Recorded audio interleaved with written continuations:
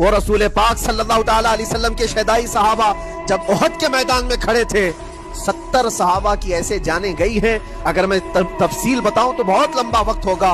एक सहाबी है हजरत अनस बिन नुज़ैर, पूरे जिस्म में एक उंगली के अलावा कुछ नहीं मिला, कुछ नहीं मिला।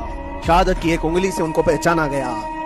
हजरत साद बिन रबी, ये ऐसे सहाबी हैं जिनका पेट पूरा फाड़ दिया गया था और 12 नेज़े मारे गए थे। वो सैयदुश शुहदा अमीर हमजा भी तो उसी उहद के मैदान में शहीद हुए, जिनको भाले से मारा गया और चीर करके उनका कलेजा चबाया गया था। अब्दुल्ला बिन जहश उसी मैदान में इंतकाल किए हैं, जिनके जिस्म के 80 टुकड़े कर दिए गए थे और हर टुकड़े का हार बनाकर जालिमों ने पहना था, हार बना लिया था जिस्मों के। ये सारे मंजर उहद के मैदान में हुए। और कौन से ईमान वाले? वो रसूलुल्लाह की इक्तिदा में नमाज पढ़ने वाले, हुजूर पाक के चेहरे अनवर को देखने वाले।